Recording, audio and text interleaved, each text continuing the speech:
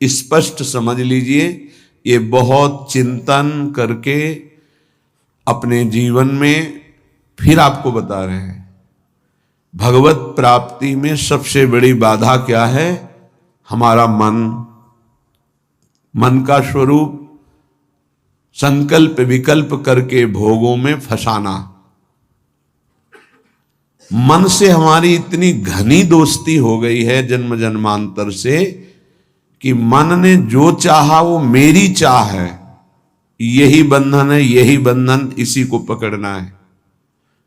मन ने जो चाहा, मन चाहता क्या है? 5 ज्ञानेंद्रियों के द्वारा भोगे जाने वाले समस्त विषय, जितने त्रिभुवन में भोग हैं उन सबको 5 में स्थित कर दिया गया। शब्द, स्पर्श, रूप, रस, गंध, और 5 ज्ञानेंद्रियों के द्वारा इनको जाना जाता है, ज्ञान होता है इनका। और इन भोगों को भोगने के लिए मन संकल्प विकल्प बनाता है। मन को मैं मानकर, मन को अपना मानकर हमारी दुर्गति हो गई, हम बंधन से युक्त हो गए, दुख पर दुख भोगते चले जा रहे हैं। सुख की लालसा से सुख भोग क्रिया परिणाम भयानक दुख, इसका मूल मन को सुधारना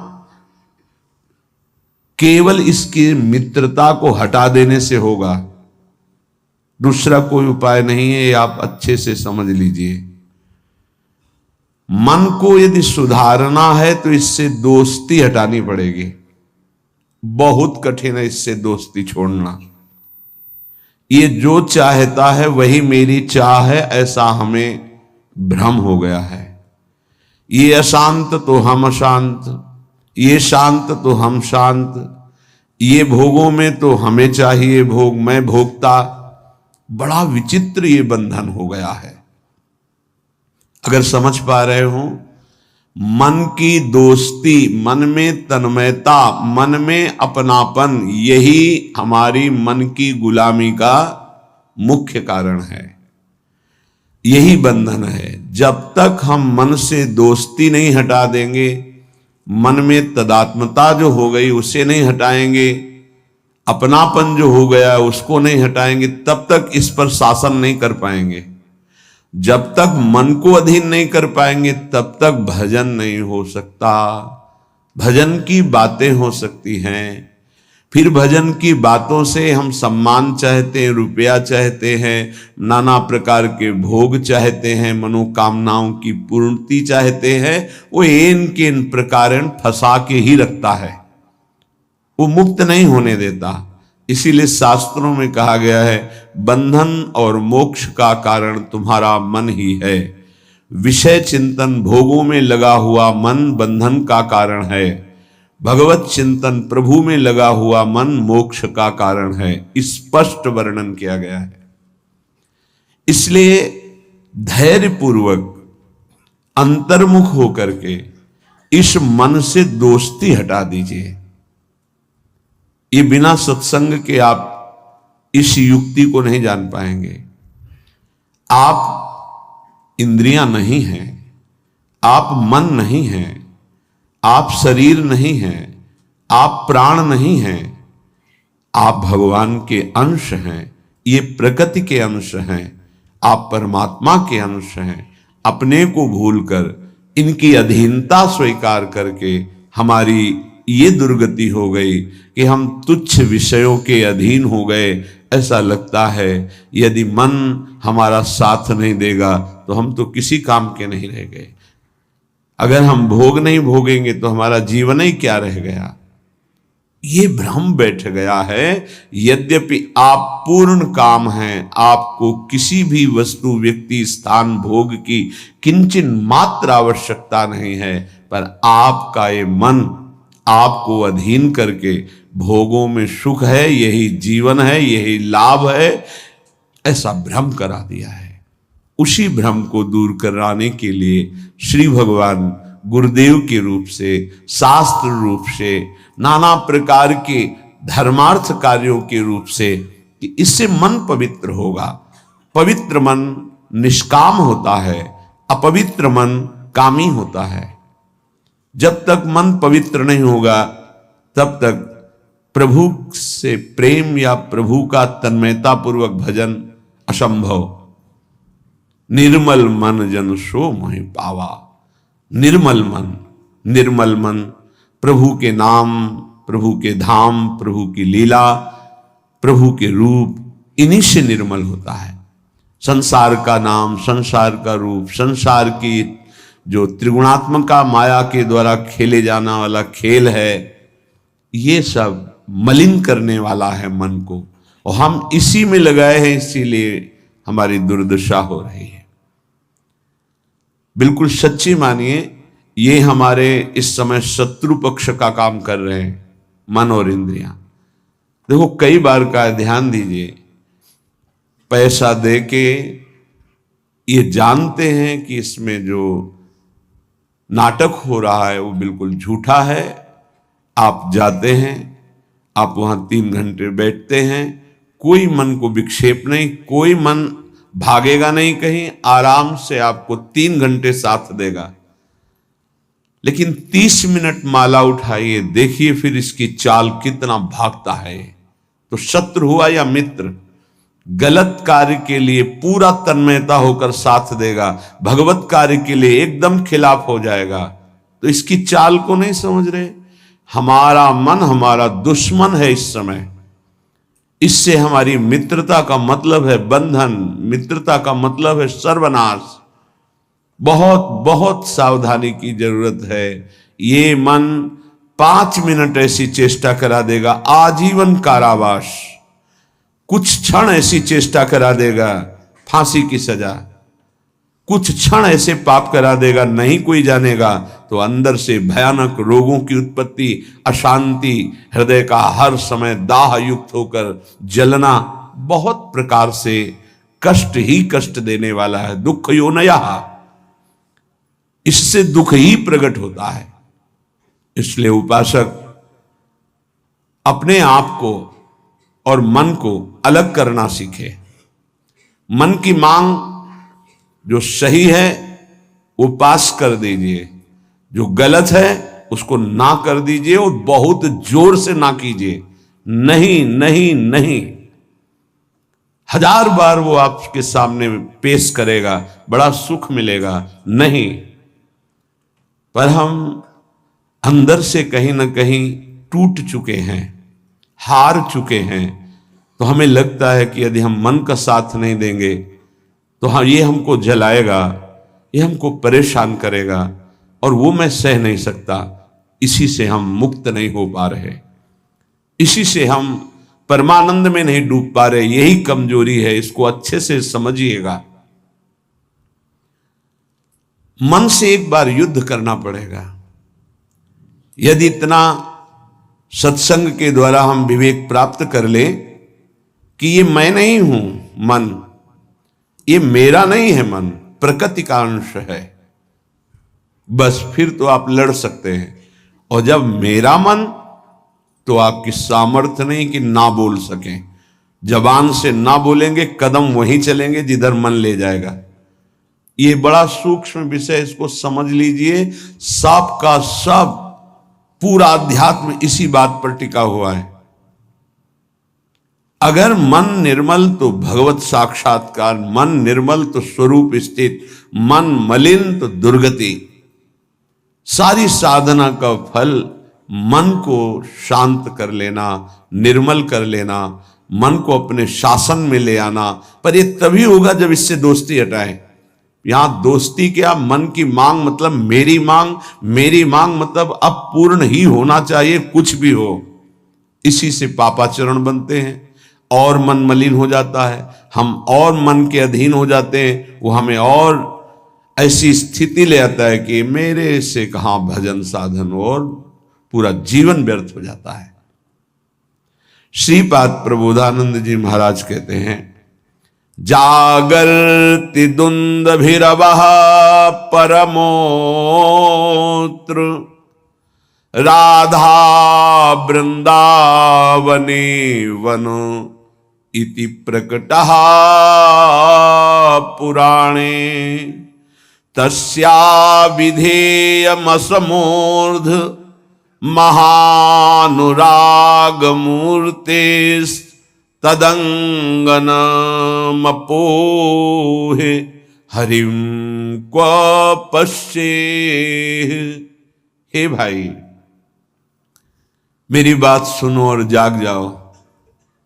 ये मोह निद्रा में तुम सो करके अपने जीवन को नष्ट कर रहे हो। क्या सोना है?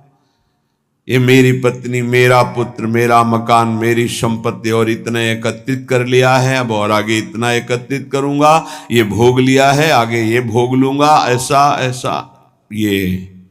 ये स्वप्न चल रहा है। मोह निशा सब सोवनिहारा, देखें स्वप्न अनेक प्रकारा। अब इस स्वप्न में इतना लंबा स्वप्न है कि हम ये जान ही नहीं पा रहे हैं कि हमको यहां से जाना है, कुछ नहीं ले जाना है। हम आए किस लिए हैं, कर क्या रहे हैं, करना क्या है, इसका समाधान ही नहीं हो पाया। बस चलता जा रहा है।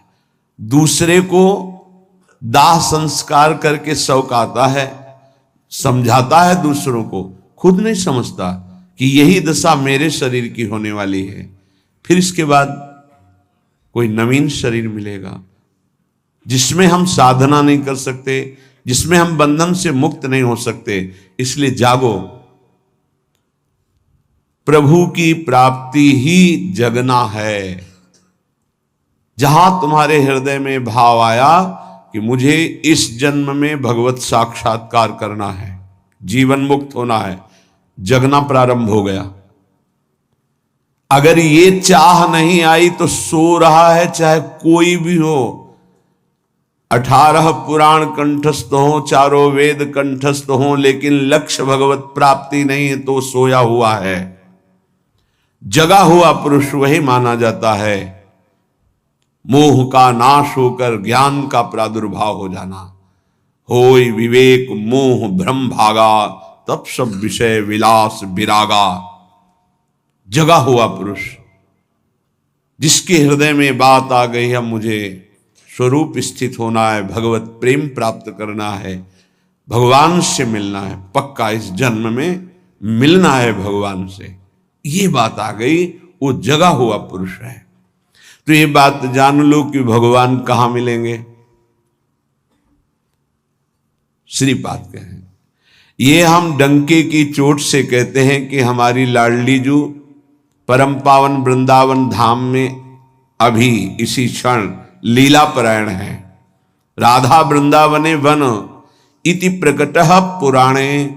बहुत से शास्त्रों में ऐसा वर्णन, गर्ग संहिता देख लीजिए, पाताल खंड में ब्रह्म वैवर्त पुराण में बहुत सुंदर वर्णन है, जगह जगह वर्णन है। तो जहां हमारी किशोरी जो है वहीं प्रभु विराजमान है।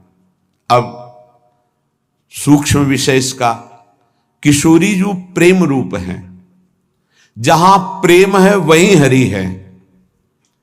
प्रेम के बिना हरि का साक्षात्कार नहीं हो सकता। प्रेम का मूर्तिमान स्वरूप हमारी प्रिया जो है, इसीलिए हम कहते हैं राधा राधा राधा। क्योंकि राधा उच्चारण किया तो जिनका नाम राधा है वो देखे, और जिनको प्राण प्रिय है वो देखे। प्राण प्रिय है हरि को, हरि रसना राधा राधा रट, स्वयं हरि जो राधा राधा रटते हैं, और किशोरी जो प्रिया प्रीतम दोनों हमारी तरफ देखेंगे राधा उच्चारण से। तस्या विधेय मसमूर्ध महानुराग, किशोरी जी की कृपा से ही महाअनुराग प्रकट होता है। महाअनुराग में ही हरि का साक्षात्कार होता है, प्रिया प्रीतम का साक्षात्कार होता है। इसलिए अगर हमारे वाक्य को आप समझ पा रहे हो, श्रीपाद कह रहे हैं, तो आप वृंदावन का आश्रय ले लीजिए। अगर अखंड वास नहीं प्राप्त हो पा रहा तो आश्रय ले लीजिए, रजरानी का सेवन कीजिए, धाम आइए, बार बार यहां दर्शन कीजिए, प्रदक्षिणा परिक्रमा कीजिए, बैठकर एकांत में नाम जप कीजिए। बहुत बड़ा प्रभाव धाम में जो भजन करता है तो बहुत कई गुना बढ़ करके उसको लाभ मिलता है। इसलिए यहां बहुत जल्दी भगवत प्राप्ति होती है। मथुरा में 6 महीने में भगवत साक्षात्कार कर लिया ध्रुव जी ने। देखो 6 महीने भी बहुत होते हैं। अगर व्याकुलता बढ़ जाए, तन्मयता हो जाए, तो 6 मिनट में भगवान साक्षात्कार करा दें। वो बहुत कृपालु है। मिलंति चिंता मणिकोटि कोट्यः, अब ये बात समझनी है। स्वयं बहिर्दृष्टि मुपैति वा हरिः, तथापि वृंदावन धूलि धूसरम न देहमन्यत्र कदापि आतुमे। एक तरफ हरि है, एक तरफ करोड़ करोड़ प्रकार के सब भोग सामग्री, महान रत्न, रुपया, पैसा, सोना, चांदी, सब वैभव है। अब अगर पूछा जाए मन से कि किधर कदम बढ़ाओगे, तो इधर ही कदम बढ़ेगा, हरि की तरफ नहीं। बातें केवल हरि की होंगी, हरि की तरफ कदम नहीं।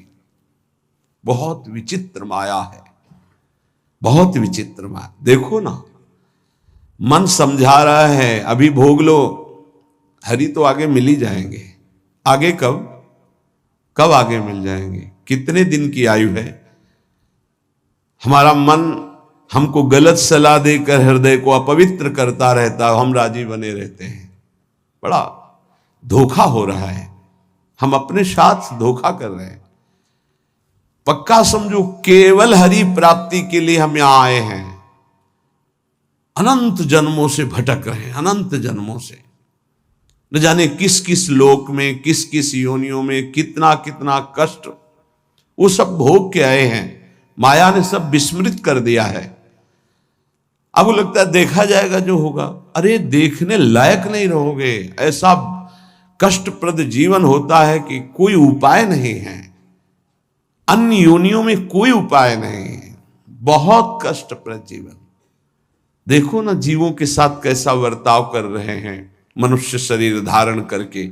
पता नहीं उनको कि यही दुर्गति उनकी होनी है। जीवित ऐसे जैसे पकोड़े तले जा रहे हैं, ऐसे जीवों को, ऐसे उनके, वो भी जीव हैं, वो हम ही तुम हैं, कर्म के अनुसार वो बन गए। क्या बर्ताव हो रहा है? वैसे भी जंगल में नाना प्रकार के कष्ट अन्य जीवों को प्राप्त होते हैं। अगर कांटा लग गया तो आप निकाल सकते हो, वो नहीं निकाल सकते। एकमात्र मानव देह है जिससे आप इस माया प्रपंच से मुक्त हो सकते हैं। यहां आना बुरा नहीं है, लेकिन कर्म बंधनों से आना बुरा है। जैसे जेल में दोनों रहते हैं, जेलर भी और कैदी भी। कैदी बन करके रहना ठीक नहीं, जेलर वहीं रहता है, उसको कोई बंधन थोड़ी। ऐसे ही कारक महापुरुष के रूप में जगत में आना बड़ा सुखद है। भगवान का यश गान करते हुए भगवत भाव में स्थित, भगवत स्वरूप में स्थित लाखों बार भेजे प्रभु, कोई परेशानी नहीं। ये जो कर्म बंधन से युक्त होकर आना है, इसे मिटाना है। ये संसार तब तक दुखद है जब तक भोग वासना है। भोग वासना हटी की परमानंद ही है दसों दिशाओं में, क्योंकि वही साक्षात आनंद मूर्ति भगवान ही सब रूपों मत्ता पर तरम नान्यत किंचिदस्ति धनंजय, किंचन मात्र मेरे सिवा कोई नहीं है। वही परमानंद प्रभु विराजमान है। आपकी कसौटी है मिलत चिंतामणि कोटि कोट्यः स्वयं बहिर्दृष्टि मुपैति वा हरि। एक तरफ हरि है, एक तरफ नाना प्रकार के रत्न भोग सामग्री हैं।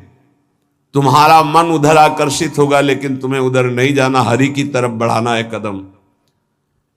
यहां तो बहुत छोटा स्तर गिरा हुआ है हमारी साधना का। अगर हमारे मनोनुकूल भोजन मिल गया तो प्रभु को भूल जाएंगे और उसका स्वाद लेने में हम समय अपना नष्ट कर देंगे।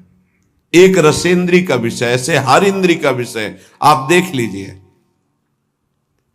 आपके मनोनुकूल कोई गाना, कोई नाटक, कोई सिनेमा, कोई आप देख लीजिए, प्रभु को भूल जाएंगे आप उस समय, और उस पे आपका मन तन्मय हो जाएगा।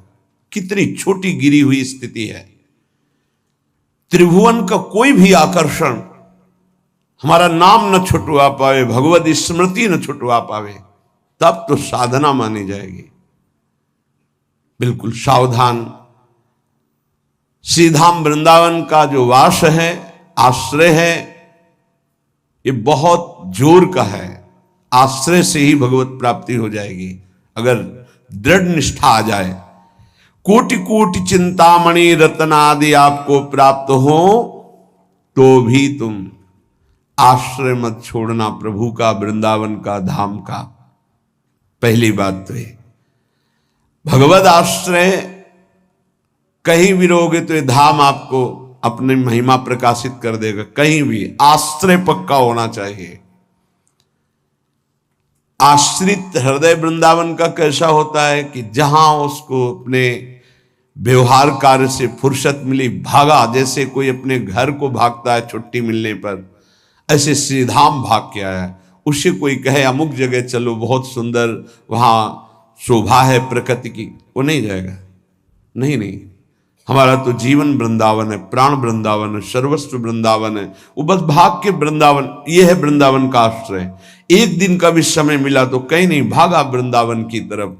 एक बार बिहारी जी की दंडवत, एक बार वृंदावन की परिक्रमा की, फिर चला गया। आश्रय तत्व अगर पुष्ट होगा तो वृंदावन वहीं कृपा कर देगा। एक बात और बड़ी जोर की कह रहे हैं कि जिनको वृंदावन वास मिल गया है उनके लिए खास बात। यदि आपको अखंड वृंदावन वास मिल गया है तो अब बहिर्दृष्टि मुपैति वा हरि, हरि भी वृंदावन की सीमा के बाहर आपको बुला रहे हो तो मत जाना।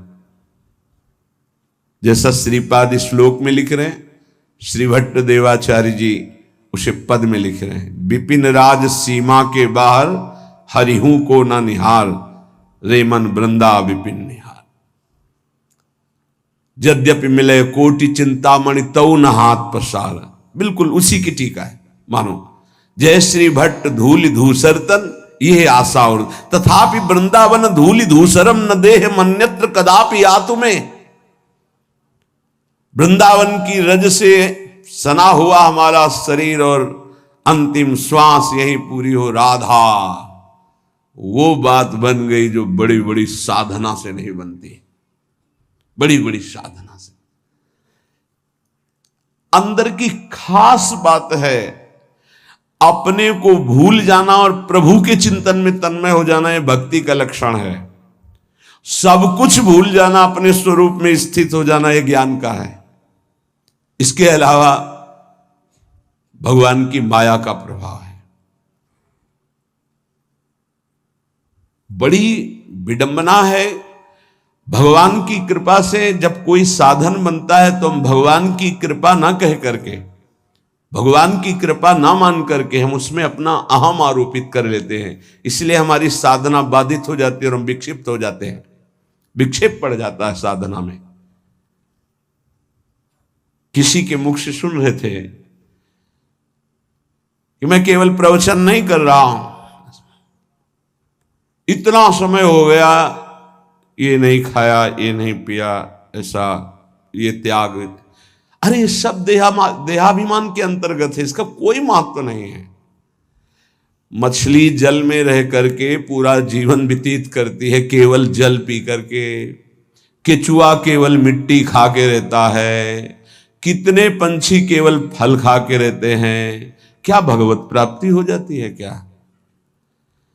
ये साधन देह विस्मृत करने के लिए है कि जो कुछ मिला थोड़ा डाल दिया, बस नाम चिंतन, भगवत चिंतन। चिंतन इस बात का कि एक एक दिन हम प्लस जोड़ रहे हैं कि ये नहीं खाया, ये नहीं पिया, ये नहीं त्याग, ये तो प्राकृतिक क्रिया है, इसका कोई महत्व है क्या? देह धर्म से युक्त होकर, देहाभिमान से युक्त होकर ऐसी चेष्टाओं में साधक उन्नति नहीं प्राप्त करता, गर्व करता है और पतन हो जाता है। महाराज ययाति का सुकृत नष्ट नहीं हो रहा था, बड़े समय से उत्तम लोकों में विमानों से घूम रहे थे। देवराज इंद्र ने एक बार उनको बुलाया, महाराज आपने कौन सा सुकृत किया कि आपके दिव्य लोक सुरक्षित हैं, अर्थात आपका पतन नहीं हो रहा, आपके पुण्य नष्ट नहीं हो रहे। तो सभा में जब ऐसा पूछा तो अहम उदित हो गया। महाभारत में भगवान व्यासदेव जी वर्णन करते हैं, उन्होंने कहा ना कोई ऐसा हुआ है ना आगे होगा, जैसा मैंने दान किया तप किया सुकृत किए, बस ऐसा निकलना था कि सारे सुकृत भस्म हो गए। देवराज इंद्र ने कहा विश्व के समस्त ऋषियों का, महात्माओं का, धर्मात्माओं का आपने अपमान कर दिया, आप भ्रष्ट हो जाए। उसी समय सर के बल नीचे ऐसे मृत्युलोक की तरफ आने लगे।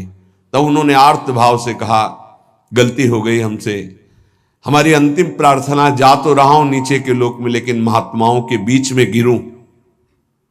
तो कुछ महात्मा ऐसे खड़े हुए, महाराज शिवी भी उसमें थे, भगवत चर्चा संभाषण कर रहे थे। देखा कोई तेजों में पतन की स्थिति से आ रहा है गिरता हुआ, तो ये कोई पुण्यात्मा है। रोक दिया अपने भजन बल से। जब ये जाना कि ये तो महाराज ये आती है, सारे सुकृत अपने दे दिए, तत्काल ऊपर से ऊपर चले गए। भजन का एक बल है, वो बल भगवान की कृपा से जुड़ा होना चाहिए। अगर अहम से जुड़ गया तो पतन होने में देर नहीं लगती। इस बात में साधक बहुत सावधान रहे। प्रायः ये अहम घूम करके ऐसे आ जाता, ऐसे शब्द साफ संतों की अवहेलना हो रही थी उनके मुख से, साफ संतों की। ऐसा कोई कर सकता है जैसा मैं कर रहा हूं? मैं कुछ नहीं है। ये खाना पीना, लेना देना, उठना बैठना, ये एक प्राकृतिक चेष्टाएं हैं। इनसे किसी की महात्मा स्थिति नहीं जानी जाती। महात्मा स्थिति हृदय की होती है, जो समस्त द्वंद्वों पर विजय प्राप्त कर चुका है, जो देहाभिमान रहित हो चुका है, जो तीनों शरीरों के राग का त्यागी, उसे महात्मा कहते हैं। बड़ा सूक्ष्म विषय अध्यात्म, इसीलिए कह रहे अध्यात्म को समझने की जिज्ञासा करने वाला कोई लाखों में एक होता है, और अध्यात्म की जिज्ञासा पूर्ण करने वाला कोई करोड़ों में एक होता है। आप शास्त्रों में पढ़ के देखिए, हजारों जन्मों की पुण्य एकत्रित होते तब मुमुक्षुता जागृत होती, मैं मुक्त होना चाहता हूं। अरे भगवान की कृपा से कोई साधन बन जाए तो दैन्य हो जाओ कि भगवान ने साधना करवा दी। कृपयतु मयि वृंदारण्य राज्ञी मनाग, प्रतिबहुल कृपारुष्णेह भाराद्रुदश्रु, फलतु तदनुकंपा कल्पवल्ली, फलम त्वद्भुतो मदिवसतिर्मे तत्प्रियारामशीम्नि।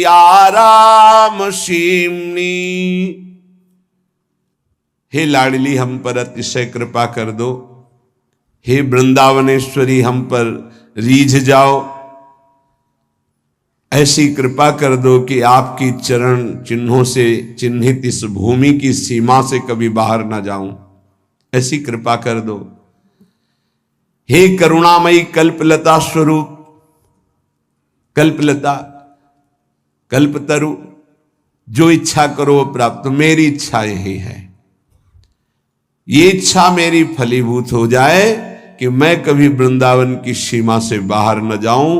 हे लाडली, यदि बाहर जाऊं तो आपका भरोसा केवल रहे हृदय में। आपके भरोसे से ही हम संसार प्रपंच के खेलों में फंसेंगे नहीं। महारानी जू, हे प्रियाजू, आप करुणामयी हम पर ऐसी कृपा कर दो कि पहली बात तो वृंदावन की सीमा के बाहर न जाऊं, दूसरी बात अगर बाहर सेवार्थ व्यवहार्थ तो हे लाडली आपके चरणों का दृढ़ भरोसा रहे। अगर श्री जी के चरणों का दृढ़ भरोसा है तो पतित नहीं हो सकता उपासक।